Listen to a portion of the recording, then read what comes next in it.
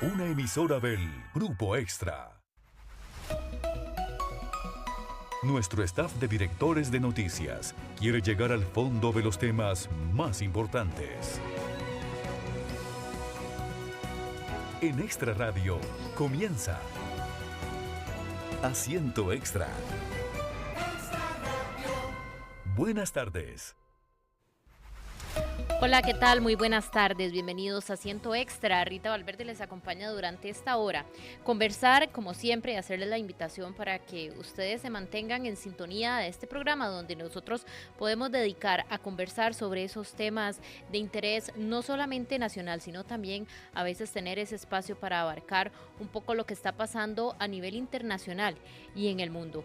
Hoy, miércoles 18 de diciembre, ya casi acercándonos al fin de año y también haciendo un repaso por todas esas noticias importantes que hemos abordado en este espacio. Hoy, de hecho, tenemos a un invitado muy especial, ya les vamos a ampliar sobre el tema. Es, de hecho, un honor también tenerlo por acá en los micrófonos de Extra Radio. Y vamos a dar inicio e introducción a este tema porque el 10 de diciembre pasado se celebró el Día de los Derechos Humanos, una fecha de gran importancia a nivel global que conmemora la proclamación de la Declaración Universal de los Derechos Humanos por la Asamblea General de las Naciones Unidas en 1948. Por otro lado, hoy, miércoles 18 de diciembre, también se conmemora el Día Internacional de las Personas Migrantes, una fecha de importancia para reconocer y proteger los derechos de millones de personas que se desplazan por el mundo en busca de mejores oportunidades, seguridad o bienestar.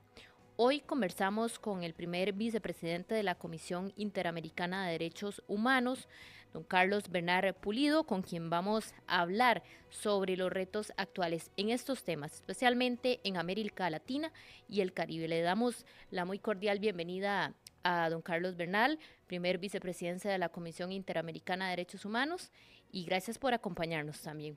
Buenas tardes. Rita, muy buenas tardes. Muchas gracias por darme este privilegio de conectarme a esta hora con Extra Radio 92.3 FM en Costa Rica. Muchos saludos a la mesa de trabajo de ustedes y a toda la audiencia costarricense. Para nosotros es un honor poder conversar con usted y también en el marco de este tema que justamente hacíamos la presentación tanto del Día de los Derechos Humanos como el Día de la Internacional de las Personas Migrantes, porque consideramos que conversar sobre echar una mirada a nuestro continente, a nuestra región, de los desafíos que tenemos en esta materia es un espacio pues que siempre nos gusta también llevar a nuestra audiencia con estos temas. Así que, don Carlos, muchas gracias nuevamente por acompañarnos. Empezar por en el marco internacional del Día de la Persona Migrante.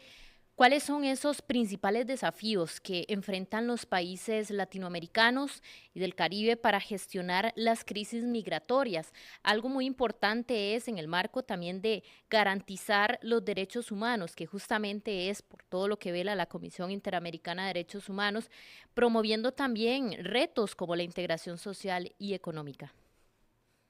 Muchas gracias, Rita, por esa pregunta que es muy importante. Yo diría en un diagnóstico propio que en América Latina hay cuatro tipos de crisis migratorias. Una que es la más sobresaliente y es por los regímenes antidemocráticos y liberales, es decir, por las dictaduras de nuestro continente, que básicamente son tres, Nicaragua, Ujú, Cuba y Venezuela. ujú.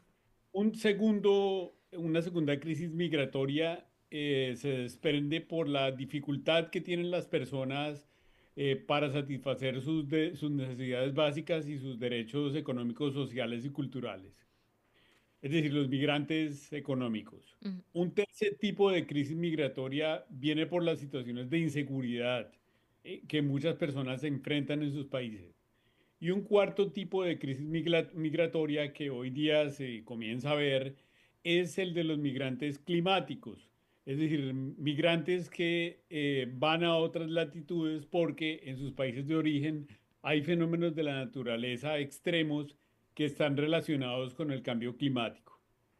Sí, Entonces, sí, uno tendría obviamente que lo decir, vemos. O sea, sí, yo vi 2 veces el partido al que usted hace referencia entre Herediano y Liga. Estamos Y efectivamente, o en sea, una interrupción es en el algo audio, que disculpas. Ya vamos a... Adelante, don Carlos, disculpas. bueno, Bueno, porque en su muchas, momento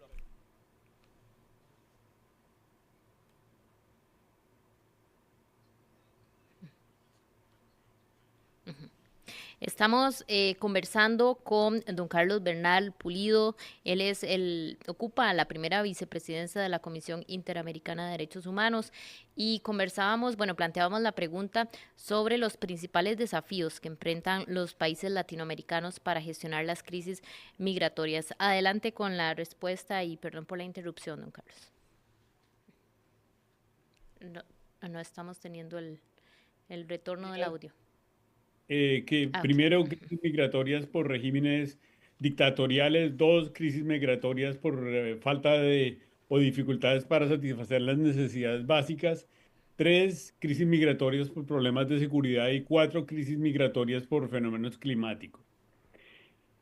Lidiar con estos cuatro tipos de crisis migratorias implica dos problemas que son estructurales, es decir, que afectan a todas las sociedades en sus estructuras sociales, políticas y económicas, y en segundo lugar, regionales. ¿En qué sentido regionales? En que la manera como los organismos internacionales de derechos humanos se relacionan, que es el organismo internacional y un país, ya no es suficiente. ¿Por qué razón? Porque son fenómenos regionales que comprenden a varios países e implican una estrategia de tipo regional. Y yo he dicho que hay dos dimensiones en las cuales estas cuatro crisis o lidiar con con esos cuatro tipos de crisis migratorias eh, crea desafíos. Ujú. En primer lugar, la dimensión política. ¿Por qué la dimensión política? Porque si el problema que está de fondo, por ejemplo, las dictaduras persisten, la migración nunca va a parar. Claro. En una vida pasada yo era magistrado de la Corte Constitucional de Colombia cuando más o menos 7 millones de venezolanos salieron de su país. Mientras la dictadura en Venezuela no cese, esa crisis de los migrantes venezolanos va a continuar. Algo similar se podría decir de lo que ocurre con Nicaragua. Pero hay otro aspecto que es el que tiene que ver con el drama humano de estas personas migrantes y es el que compete a los organismos de derechos humanos como la Comisión Interamericana de Derechos Humanos. Y es el siguiente, en medio de esa crisis migratoria, ¿cómo garantizar los derechos humanos básicos de esas personas migrantes? ¿Cuáles son esos derechos humanos básicos? Pues en primer lugar, el derecho a transitar, el derecho a buscar refugio, el derecho a no ser discriminados, el derecho eventualmente, de acuerdo con las leyes de cada país, a regularizarse, a fijar una residencia y a buscar la satisfacción de sus derechos económicos, sociales y culturales. Muchas de las personas que están en condición de movilidad humana no escogen estar en esa condición, es decir, nadie abandona su tierra por gusto, sino porque le toca. Y en ese sentido, pues es muy importante crear acuerdos, crear reglas que en las que todos estemos de acuerdo, los países de la región estén de acuerdo, para garantizar a estos migrantes un mínimo de derechos. Pero obviamente esto no es fácil. Por ejemplo, en Costa Rica yo sé que la presión migratoria que se genera desde Nicaragua es una presión muy grande. Pues el elemento regional ahí tiene que jugar un papel y entonces, por ejemplo, una de las preocupaciones que tiene la Comisión Interamericana es cómo puede potenciar el diálogo regional para que esa presión no solamente tenga que asumirla Costa Rica, sino los otros países de la región, cómo pueden dar su apoyo a Costa Rica para que Costa Rica pueda a su vez crear mecanismos para garantizar esos derechos a los migrantes. Qué importante, bueno, este punto que menciona, ese diálogo a nivel regional, porque, y también viéndolo desde esa óptica, que al final de cuentas no debería ser un problema o verlo así como una problemática país, sino que aquí lo que se necesita son más bien soluciones regionales, ¿verdad? Que involucren, como usted bien lo menciona, no solamente al país que recibe, en este caso, algunos receptores, en caso, bueno, como usted lo menciona, Costa Rica, sabemos que estamos familiarizados, ¿verdad? Con recibir migrantes, especialmente también de Nicaragua. Sin embargo, hay otros países también de la región, pero en este sentido, también, don Carlos, hay un tema que es justamente la inseguridad.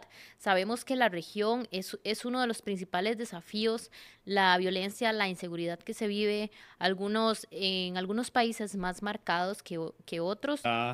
Que se da justamente desde Haití. Yo creo que es el caso más evidente en el cual las personas no ven protegidos sus derechos por falta de una institucionalidad y de una seguridad pública que pueda proteger los derechos de los propios haitianos. Sobre todo la República Dominicana es el país que recibe más presión por flujo migratorio de los haitianos, y se da porque prácticamente hay un estado de naturaleza, es decir, un montón de bandas criminales que se asaltan unas entre otras y luchan por controlar el poder, y en ese sentido yo creería que quizás la violación más grande de los derechos humanos surge cuando no existen unas condiciones de seguridad. Por esa razón, no es baladí señalar que la primera obligación que tienen todos los estados es la de garantizar la seguridad pública. Ahora bien, dentro del esquema del Estado constitucional y democrático de derecho, y dentro del esquema de la Convención Americana de Derechos Humanos, pues obviamente hay garantías de derechos humanos que se tienen que observar cuando se garantiza esa seguridad pública. Por ejemplo, el respeto al principio de legalidad, el respeto al debido proceso, el respeto a la intimidad de las personas, la inexistencia de interceptación ilegal de telecomunicaciones, etcétera, son garantías que son irrenunciables y que los gobiernos tienen que observar dentro de ese propósito de crear condiciones de seguridad. Ujú. En este sentido, también creo que es importante destacar la labor que ustedes realizan, podríamos decir, si de acompañamiento, si de asesoría a los gobiernos, justamente para mitigar ese impacto de la violencia y la inseguridad, sin que se pase por encima de los derechos fundamentales de las personas. De acuerdo, la Comisión Interamericana de Derechos Humanos tiene una función muy importante, que es la función de monitoreo del estado de los derechos humanos en la región. Y en esa función de monitoreo lo que hace la comisión es, por una parte, recibir informaciones y quejas de la sociedad civil; dos, transmitírselas al Estado; crear un diálogo, un espacio de diálogo entre la sociedad civil y el Estado; y además de eso, recordar y también a veces explicitar algunas reglas de respeto a los derechos humanos que tienen que respetarse o por parte de las políticas públicas que intentan buscar la seguridad ciudadana.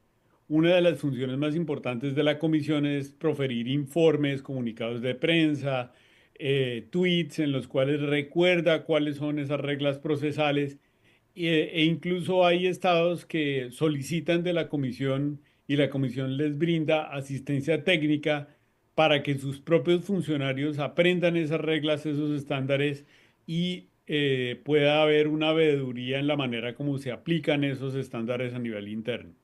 Ujú. Aquí hay otro tema al que me gustaría avanzar y que de hecho lo tocábamos o lo mencionábamos un poco al inicio, que son esos retos de la región en cuanto a amenazas a la democracia. Ahora al inicio hablábamos de tres casos, bueno, particulares, que son Nicaragua, Cuba, Venezuela.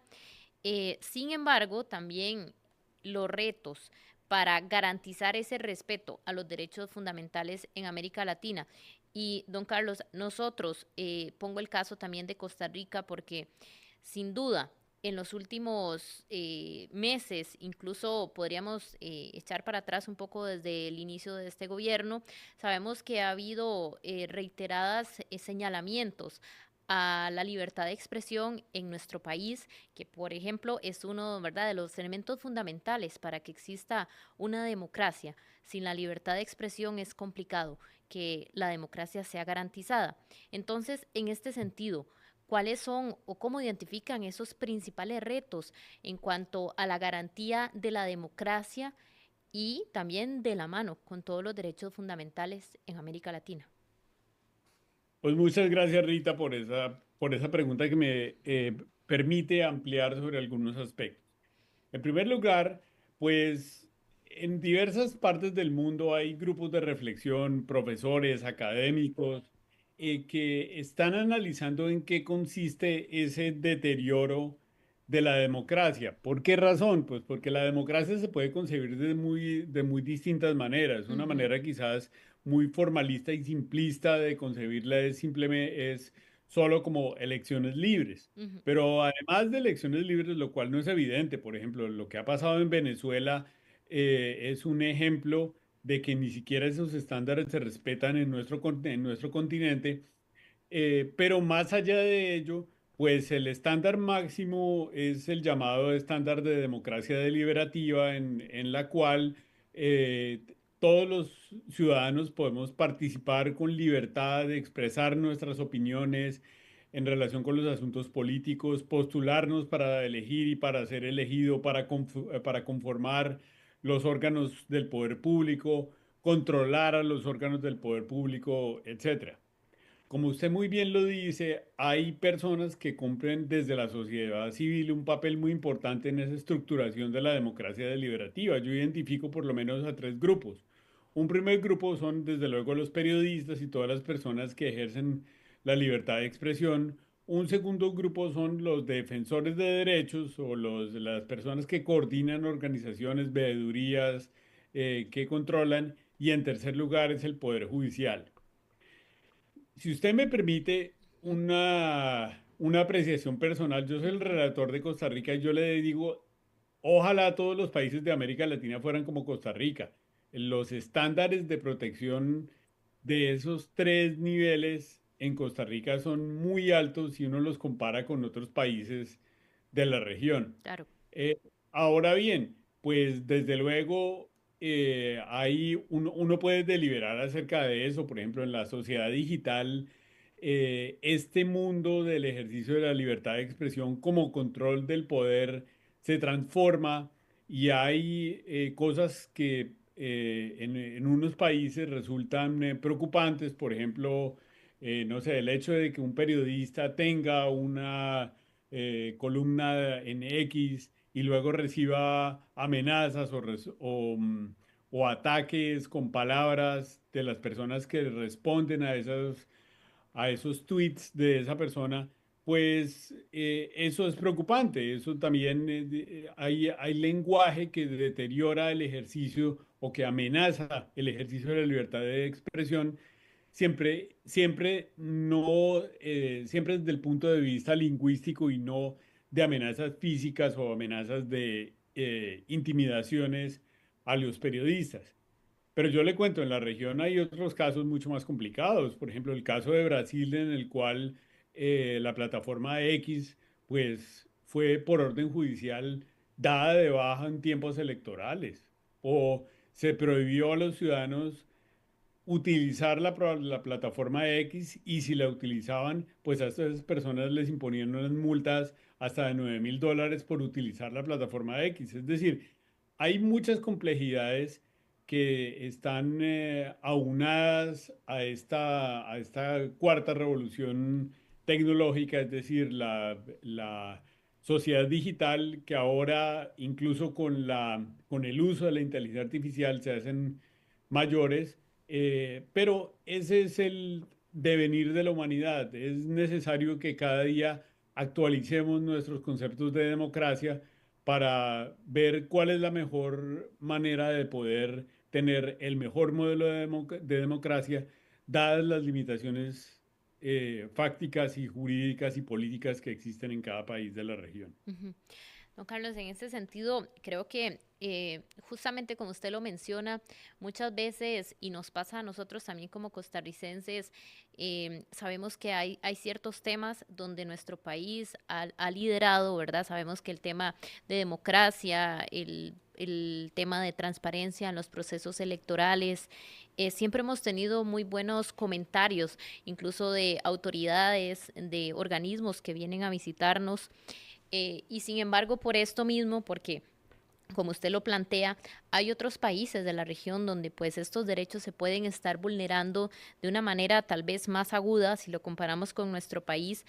Sin embargo, si me permite también en este sentido, a manera como de repregunta de esta planteamiento que hacíamos, incluso si es poco, aún así no debería tolerarse que esas bases que ha tenido el país o que lo que representa de cuidar derechos tan importantes o fundamentales como lo es el concepto de la democracia, por ejemplo, o de la libertad de expresión, deberíamos verlo así, como que ni siquiera un pequeño cambio o para el deterioro podríamos tolerarnos, sino simplemente seguir fortaleciendo, que es parte como de ese reto que tiene toda América Latina, podríamos verlo así.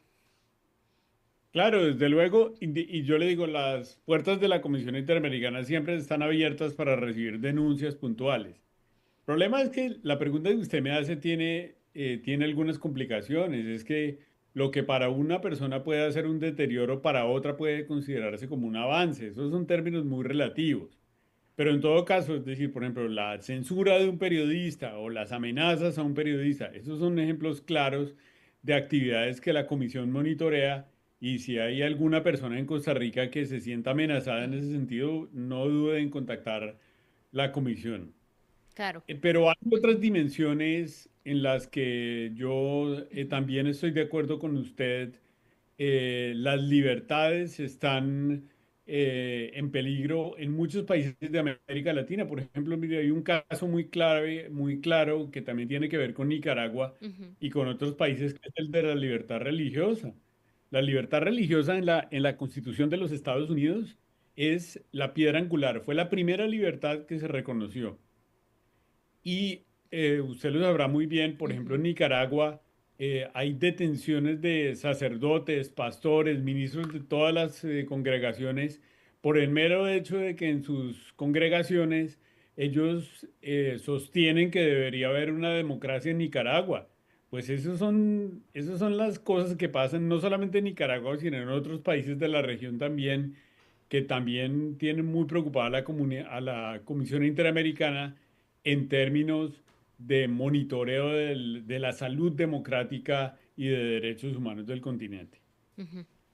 Bueno, y en este sentido, ya casi aproximándonos al cierre pues, de este espacio tan importante en esta reflexión, eh, para cómo es ese trabajo de la comisión también para implementar estas políticas públicas para proteger los derechos humanos en contextos de crisis. Sabemos que cada país tiene su situación particular, pero también ustedes desde la comisión, ¿cómo valoran esa sensibilidad por parte de los gobiernos y también apertura para aplicar todas estas recomendaciones que vengan de ustedes que estén alineadas con la visión de derechos fundamentales?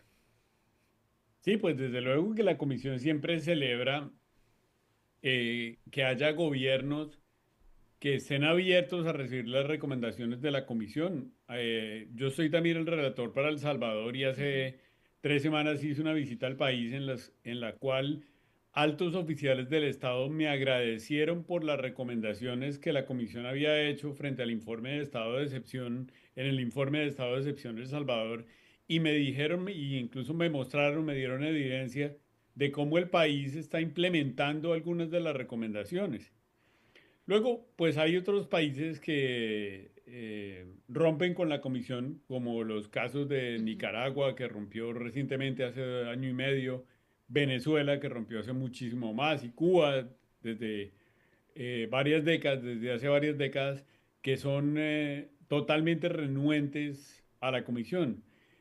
Y luego hay otros países que dicen que van a cumplir y luego difícilmente cumplen, pero es importante siempre que exista en la opinión pública esta voz de la comisión que pues comunica de una manera muy clara o por lo menos intenta ser clara y específica algunas de las preocupaciones que tiene la sociedad civil. Obviamente, esto es algo en lo que personalmente yo siempre insisto, la comisión no debe moverse por meros rumores, Ujú. sino que tiene que contrastar que lo que le dicen sea cierto, pero una vez contrastado que lo que le dicen las personas de la sociedad civil a la comisión es cierto, la comisión tiene varios instrumentos, desde mandar cartas a los estados que ya de por sí a veces hacen reflexionar a los estados para que cambien su, Ujú. su perspectiva o sus políticas, hasta publicar comunicados de prensa, informes en los cuales pues hay pronunciamientos un poco más de fondo que la comunidad internacional suele atender, no solamente en el ámbito público, sino también en el ámbito privado. Cada día, por ejemplo, es más importante el rol que los derechos humanos cumplen a la hora de evaluar el desempeño de las empresas. Y lo que diga la Comisión acerca de un sector específico productivo en un país, pues es también importante, está cobrando más importancia. Es decir, que la Comisión se relacione con los estados y también con organizaciones de la sociedad civil e incluso con empresas, es algo muy productivo, porque de todo esto yo creo que en conclusión siempre se logra elevar los estándares de protección de los derechos humanos de todos en la región.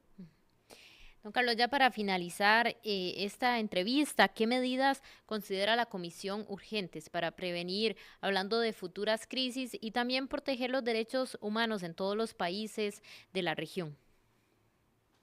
Yo vuelvo, digamos, un poco en relación con el comienzo. A mí me preocupa mucho que haya regímenes dictatoriales en la región. Eso es una fuente clarísima de las peores violaciones a los derechos humanos. Dos, yo creo que hay un fenómeno que está en toda la región, en Costa Rica un poco menos, pero en toda la región, del cual surge la violación de muchos derechos humanos, que es la pobreza. La pobreza. Quizás si uno puede identificar el factor de violación de más derechos humanos en el continente, sea la pobreza. Luego, el cambio climático.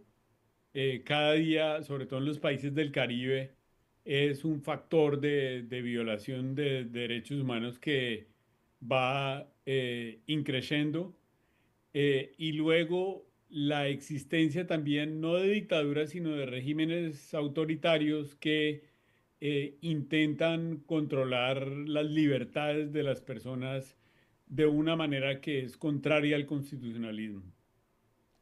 Esos serían, a mi modo de ver, los factores que urge atender, pero esa atención obviamente tiene que hacerse por medio de la democracia local y la comisión es simplemente un operador complementario que sirve de apoyo, de soporte. Bueno, muchísimas gracias, don Carlos, por este tiempo, por esta conversación tan fructífera sobre no solamente a veces queremos o nos centramos mucho en temas país, pero creo que hay que verlo regional porque muchos de estos retos los compartimos no solamente aquí hablamos de Costa Rica, hablamos de una región, hablamos de un continente y creo que esto nos ayuda mucho a abrir la visión sobre esos distintos problemas, así es que le agradecemos y también un honor para nosotros haberlo tenido en este espacio. Muchas gracias, Rita, por la invitación y para usted y para sus oyentes, una feliz Navidad y un próspero 2025. Muchas gracias y que así sea. De la misma manera, conversábamos con don Carlos Bernal Pulido. Él es comisionado, ocupa el cargo de la primera vicepresidencia de la Comisión Interamericana de Derechos Humanos. Vamos a hacer una pausa. Ya casi regresamos porque comenzamos esta segunda parte con un tema también internacional del cual ya le vamos a ampliar. Asiento Extra por Extra Radio. Asiento Extra por Extra Radio. Estamos de regreso en Asiento Extra y como bien les planteábamos antes de ir a nuestra breve pausa comercial, vamos a continuar analizando un tema internacional, porque justamente este jueves Francia espera con tensión el veredicto final de uno de los juicios más impactantes de su historia reciente. En el centro del caso está Gisèle Pelicot, una mujer de 72 años que se convirtió en un símbolo de resistencia y dignidad tras revelar cómo fue drogada y violada repetidamente por su marido y decenas de desconocidos invitados por él durante casi una década. 50 hombres, además del esposo Dominique Pelicot, podrían ser condenados este jueves, incluido uno que no violó a Gisèle, pero que utilizó el mismo método para agredir sexualmente a su esposa con la ayuda de Dominique. Aunque el tribunal dijo que sí necesitan tiempo suplementario, la sentencia recién se conocería hasta el viernes. Vamos a analizar este tema que ha estado también en parte de la discusión, no solamente de temas nacionales, sino internacionales. Y para eso nos acompaña Amanda Segura. Ella es abogada penalista, especialista en temas de géneros, también de derechos sexuales y reproductivos, ciencias forenses y trata de personas. Y le damos la bienvenida. Muy buenas tardes, Amanda. Buenas tardes, Rita. Muchas gracias por la invitación y buenas tardes también a todas las personas que nos escuchan. Gracias. Amanda, bueno, yo creo que este tema nos ha puesto a reflexionar a muchos a partir de lo que hemos visto en el seguimiento de este juicio, de lo que ha pasado allá en Francia, nos plantea temas muy importantes que en realidad a veces están ahí y en el espacio público o en la opinión pública trascienden al venir al final un juicio que ha sido mediático y que ha causado también mucha indignación por todo lo que hemos visto como parte de los que están siendo parte de estas declaraciones, pero también que nos plantea muchas discusiones, por ejemplo, que es el fundamental, que me gustaría arrancar por aquí la discusión, el consentimiento, porque si vemos cómo se ha desarrollado, cómo se desarrollaron los hechos, ¿verdad? Es que es un caso tan particular que que la mujer fuese violada en estado de inconsciencia, ¿verdad? Y durante tanto tiempo,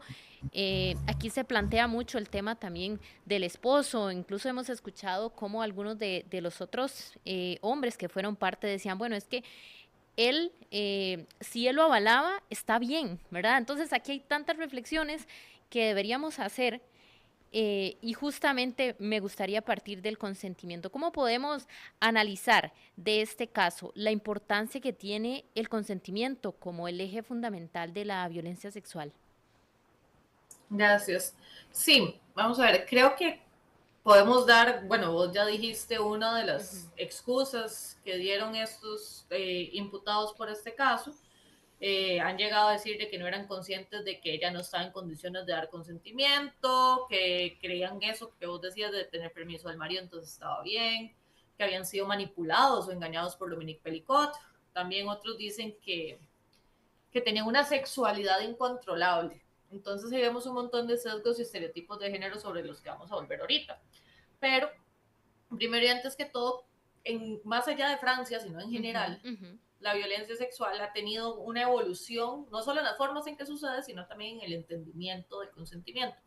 Entonces, el consentimiento nos sirve para ver si es para qué prueba vamos a buscar, que el acceso a los derechos sexuales y reproductivos, en cómo vamos a valorar prueba y cómo se va a resolver finalmente un caso en lo judicial aquí en cualquier otro país. Entonces, ¿cómo ha ido evolucionando? Primero, de que si violaban a una mujer, era una deshonra hacia la familia. Ya no era casadera, ya había sido usada, ya estaba sucia, ya no era digna. Entonces, ahí empezaba, nunca se protegió a las mujeres como tal. Y luego pasa esa deshonra o honestidad a protegerse eso mientras hubiera violencia. Pero ¿cómo se valoraba esa violencia? Si usted básicamente no la mataban, si básicamente no la golpeaban y la agredían hasta casi matarla, entonces no había violación. Entonces tampoco había cómo probar, porque era o la mataban o no la violaron. Entonces era muy complicado. Y después hay algunas tendencias un poco más modernas que vemos como el no es no y solo el sí es sí. Sin embargo, a pesar de que son eslóganes muy potentes y que han ayudado al fin y al cabo de posicionar el tema, partimos de una cosa importante. Y aquí lo vemos en el caso de Giselle Pelicot también, por ejemplo. Si partimos de que solo el no es no, asumimos que el default, digamos, el si no se sabe, es que sí. Entonces que las mujeres somos como un espacio público a la venia sexual de quien quiera. Ahora bien, también partimos de que todo el mundo puede decir que no. Como en este caso de Giselle Pelicot, ella estaba inconsciente, ella no podía decir que no. O, por ejemplo, una persona que está en un círculo de violencia en donde tiene consecuencias gravísimas y no accede a tener relaciones sexuales con el tipo, en donde si no sabe que la puede matar o la deja sin comer o la encierra en la casa o cuestiones así. Entonces, por eso que es muy problemático el no es no, al fin y al cabo. Y luego, bueno, y también el hecho de que muchas veces las mujeres se paralizan, las víctimas de violencia sexual, muchas se paralizan, no importa su condición socioeconómica, no importa su cuerpo, no importa su experiencia, no importa su conocimiento. Es una cuestión muy chocante y es muy normal que la gente se paralice. Y después, esta parte, solo el sí es sí, pues deja esto nuevamente de lado. Los círculos de violencia en donde usted está diciendo verbalmente que sí, cuando realmente está siendo coaccionado o obligado. Y también se lleva al punto absurdo, como han intentado hacer ya en varios países, bueno, algunos franceses en redes sociales también lo dicen, de que ahora van a tener que tener un contrato o una aplicación para poder tener relaciones sexuales sin que les metan un proceso penal, o que en Holanda hace buenos años intentó hacer una aplicación así. Entonces eso deja de lado también otra cosa muy importante, y es que el consentimiento es dinámico. Y también qué pasa incluso en cuestiones consentidas, por ejemplo, usted con su pareja con la que convive, normal, no sé, usted llega, se levanta, todos los días se da un beso, buenos días, llega, si alguien está cocinando lo que sea, la otra persona le abraza, y eso realmente no va a usted a decir todos los días, a toda hora, sí quiero que me abraces, sí quiero que me beses, sino que tiene que ser contextual. Entonces, aunque quisiéramos una respuesta así como un check, sí, una lista así como sí, sí, sí, no, para saber si hay consentimiento o no, para ver si hay violación o no. La sexualidad humana es mucho más compleja que eso, pero ahí es donde tenemos que ver el contexto. Y en el caso de Giselle Pelicot está el contexto de que ella estaba sedada por el marido. Luego que los tipos hablaban con Dominique Pelicot diciendo, ya le dio la pastilla, ya está dormida. Y hay un montón de pruebas sobre eso. Y después también están los videos en donde se ve que ella no podía hacer nada. O sea, ella estaba absolutamente sedada. Entonces, realmente decir con todas esas excusas de que ellos no sabían qué estaban haciendo, que creían que tenían permiso y demás, en realidad no se sostiene. Esto creo que no solamente en este juicio, Amanda, lo que ocurre cuando se tienen discusiones de este tipo, ¿verdad? Y más cuando está el consentimiento, y cuando ese consentimiento, como usted bien lo menciona y lo contextualiza, puede ser, no solamente se debe basar de el no o bueno, esta premisa de solo el sí es sí, ¿verdad? Entonces, ¿cómo todo esto, que pueden ser conceptos o que pueden ser análisis que incluso a jueces, ¿verdad? Poniéndonos del lado de cómo se va a llevar a cabo este juicio y cuál va a ser la sentencia final, cómo todo esto, que son conceptos que por lo general ni siquiera los discutimos, ni siquiera los tenemos conscientes, ni siquiera nos ponemos a reflexionar. A veces simplemente pensamos que son obligaciones, ¿verdad? Incluso cuando hablamos de una relación de matrimonio, porque aquí también pueden ocurrir pues muchas violaciones incluso dentro de los matrimonios, y muchas personas no son conscientes de eso. Entonces, ¿cómo se compagina todo eso con la legalidad, con los sistemas judiciales, para llegar a resoluciones que puedan ser tal vez no injustas, incluso para las mismas víctimas? Esto es complejo y es donde juegan los estereotipos. porque por ejemplo, usted puede tener la mejor legislación del mundo en donde diga que existe violación si no hay consentimiento de la otra persona, pero si empiezan a decir, bueno, es que había un consentimiento, el consentimiento lo puede dar el esposo. O sea, si sabe esa interpretación, partimos de un sesgo machista de que las mujeres somos una cosa propiedad del marido. Entonces, ahí está, o del padre o de cualquier figura masculina a cargo de nuestra tutela. Entonces, ahí es complejo. Luego, también eso de, sin importar la legislación, que se diga que, bueno, que se crea o que sea una excusa válida, la supuesta sexualidad incontrolable, porque algunos han dicho que la violaron sus cuerpos, pero no sus mentes, que realmente es una desfachatez. Y después es valorar la prueba. Si ellos decían, usted tiene un mensaje de texto donde dice, ya la drogó, y usted considera que eso no es prueba suficiente, pues ahí tampoco sirve lo de la legislación. Entonces es muy importante partir de no tener esos sesgos, de no asumir, por ejemplo, de que todas las mujeres somos sexualmente fáciles y accesibles para todo el mundo, de que todos los cuerpos de las mujeres son siempre disponibles para tener algún contacto sexual con cualquiera. Y que incluso durante un acto sexual se puede no hacer, se puede quitar ese consentimiento. O como usted misma decía, se puede hacer en un matrimonio incluso. Pero ¿qué es lo que pasa? Por ejemplo, en Francia, lo que dice la ley, bueno, vamos a ver, yo no hablo francés, las traducciones que se encuentran es que la violación se da únicamente cuando hay un acto de penetración sexual de cualquier tipo o cuando hay un acto bucogenital cometido contra otra persona. Ahora bien, digamos que eso engloba la gran mayoría de situaciones, porque la parte bucogenital en realidad no implica una penetración, que más bien sería más avanzado y menos falocéntrica, menos penecéntrica, digamos. Pero solo tiene algunas causales, no es la ausencia de consentimiento, es si hay violencia, no dice física o no, pero usualmente, históricamente se ha considerado física, después si se le obliga, si hay amenaza o si hay sorpresa. Entonces, en esta, me imagino que lo que le estarán buscando es por la sorpresa, porque ella no sabía. O si consideran la sumisión química como una violencia, como efectivamente lo es. Entonces, ¿qué es lo que pasa? Ahí podría encajar fácilmente, pero con toda esta cuestión de esos estereotipos y estas pseudo excusas que han dado los imputados, en Francia se están planteando cambiar la ley para que se hable explícitamente sobre consentimiento. Por ejemplo, en América Latina, hasta donde tengo entendimiento, solo Argentina lo tiene así, de que si no hay consentimiento. O sea, tiene como algunas cuestiones de violencia y tal, pero al final dice que si no hay consentimiento es violación. En cambio, por ejemplo, Perú tiene un capítulo de delitos sexuales muy extraño, pero hay una que es específicamente sobre sumisión química, como en este caso, de que le dieron un medicamento o una droga a la señora y la sedaron.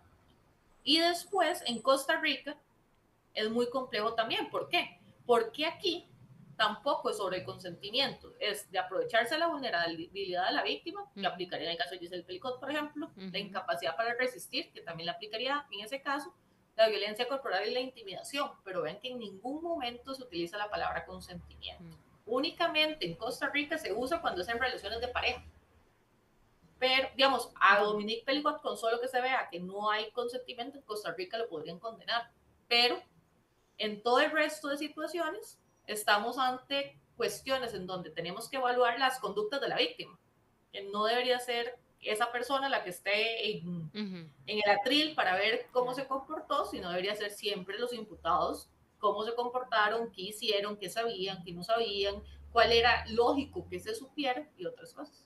Y es que también, Amanda, que hay un tema interesante también viendo lo que ha acontecido con este juicio y que en este caso, por ejemplo, vemos a Giselle Pelicot, en este caso la víctima, ha sido, y no sabemos, ¿verdad? Porque no hemos hablado con ella, pero todo lo que ha pasado para llegar a este punto. Sabemos que una de las cosas más difíciles es dar el paso de denunciar, porque de alguna manera es revivir todo lo que ha pasado y también aceptar toda la vulnerabilidad como persona que implica llegar frente a un tribunal a hablar de temas emocionales muy complejos. Entonces, en el caso de ella, ha sobresalido porque ha dado, o lo que ha dado a entender al mundo y a muchas mujeres también que se sienten identificadas, es un empoderamiento. Incluso hay una frase, ¿verdad?, que se volvió muy simbólica, que es: la vergüenza tiene que cambiar de bando, y que esto, al fin de cuentas, nos pone el tema en la mesa y nos pone a reflexionar sobre sí, por qué históricamente esa vergüenza incluso ha estado del lado del género contrario, si podríamos decirlo así, del lado de las mujeres, en el caso que sean las víctimas, porque hablamos de casos particulares como del de Giselle Pelicot. Y como esto, entonces, no siempre vemos a una víctima que puede llegar a un punto de empoderamiento como Giselle Pelicot lo ha llevado, y cómo también ha planteado este tema mundial, ¿verdad? Para poder hablar del tema, poder empoderar a otras mujeres también y que se animen a dar el paso de denunciar y de quitarse esa vergüenza que, como dice, tiene que cambiar de bando. Sí, creo que eso es lo más poderoso del caso, en realidad, más allá de lo que jurídicamente vaya a pasar después y si hay cambios de ley o no. Después de la manada, que fue la par en España, no cambiaron la ley los franceses. Entonces, por ejemplo, en América Latina hay un caso de 2022 de la Corte Interamericana que condena a Bolivia, el caso se llama Angulo Lozada contra Bolivia, en donde condena al país por no tener los delitos sexuales basados en el consentimiento. Y igual, América Latina sigue igual, no lo han venido a cambiar. Entonces, ¿qué es lo que pasa cuando ella dice eso? Lo poderosísimo de eso es eso precisamente, de que le hace ver a las víctimas que ellas no tienen por qué tener vergüenza. La vergüenza tiene que caer del lado de ellos. Pero como podemos ver, incluso cuando se ensalza o se venera esta situación de Giselle Pelicot, se habla solo de ella, solo se pone la foto de ella y demás. Son pocos los artículos, son pocos los medios de comunicación y demás que hablan sobre los victimarios. Entonces, aquí, por ejemplo, los hemos estado comentando con las explicaciones que ellos tratan de dar, pero es el hecho de que las mujeres sepan eso precisamente y lo vean en una persona específica y sobre todo una señora de esa edad en donde probablemente es más difícil que denuncien por el nivel de vergüenza. Entonces, incluso hablar de sexualidad, muchas mujeres de esa edad, al menos en Costa Rica, les da mucha pena hablar.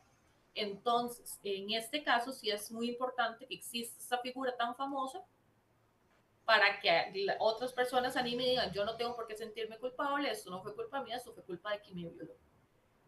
Entonces, en eso me parece que es como la cuestión clave más allá del caso específico de ella. Claro, incluso, bueno, como usted bien lo señalaba, cuando se pone el foco en algunas cosas particulares más en ella, ¿verdad? Que en lo que, pues, todos estos hombres que la violaron, incluso hace unos días salió una noticia que, pues, que trascendió que el mismo Dominique Pelicot hablaba de la valentía que tuvo su esposa, decía así, para denunciar. Y bueno, esto es lo que trascendió como noticia, al final de cuentas reconociendo algo que se valora o que se toma como positivo, que ella está diciendo que en realidad era lo que tenía que ser, que pues esta situación tan compleja, lo mínimo que podía pasar era pues escalar a los tribunales, y es lo que hemos visto.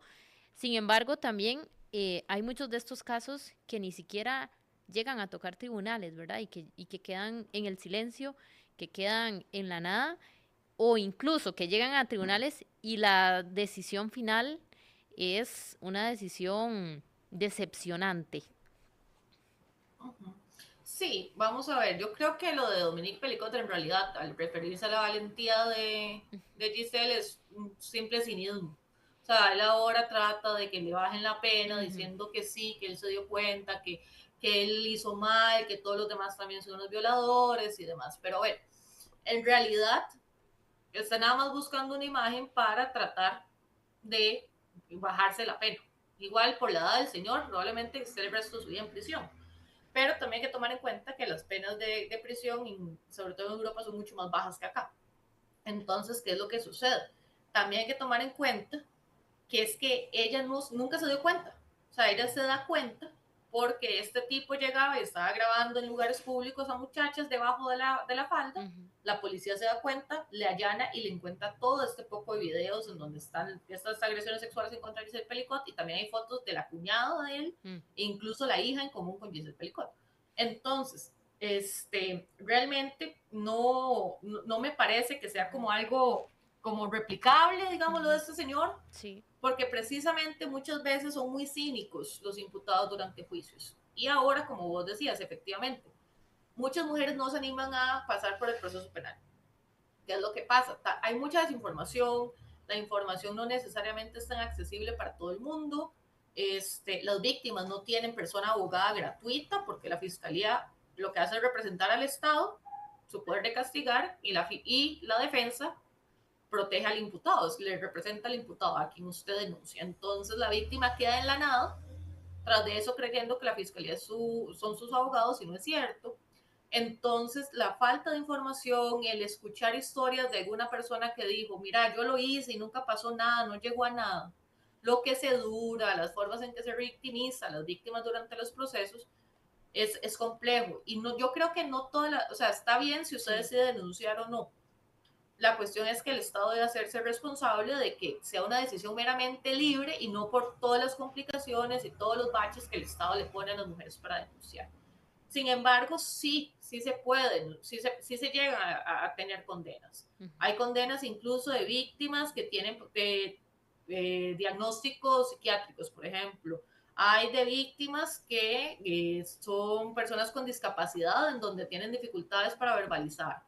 Hay condenas a jefes, a esposos, a novios, a vecinos, a todos, digamos. Entonces, el lograr hacerlo, si es lo que la víctima desea, es un paso muy válido. Todas las personas quieren cosas diferentes de los procesos. A veces una creería que todas quieren una condena de cárcel, algunas sí, algunas no. Depende de muchas cosas, las expectativas de cada quien. Sin embargo, creo que es eso lo clave. Sí. Retomando el caso para lo que nos funciona más allá del caso específico, y es que efectivamente quien tiene que tener vergüenza, quien tiene que tener culpa y quien debe sufrir el escarnio social es el violador, no la víctima. No la víctima. Amanda Segura, abogada penalista, experta en violencia de género, le agradecemos mucho este espacio, se nos agota ya el tiempo y ya vienen nuestros compañeros también de mucho que contar, así que muchas gracias, Amanda, por compartir con nosotros en este espacio, y bueno, esperar también a estar atentos de los resultados o deliberación que vaya a hacer el tribunal sobre este juicio. Gracias. Muchas gracias por la invitación y a todas las personas que nos escucharon. Hasta luego. Hasta luego, gracias, y como bien les comentamos, ya vienen nuestros compañeros de mucho que contar para que ustedes se mantengan aquí en sintonía. Que pasen muy bonita tarde. Conversar con personas extraordinarias siempre nos deja una buena lección de vida. Entender su historia y conocer su contexto nos cambia la perspectiva. De lunes a viernes entrevistamos para usted a los protagonistas de las noticias desde las 2 de la tarde. Asiento Extra, solo por Extra Radio.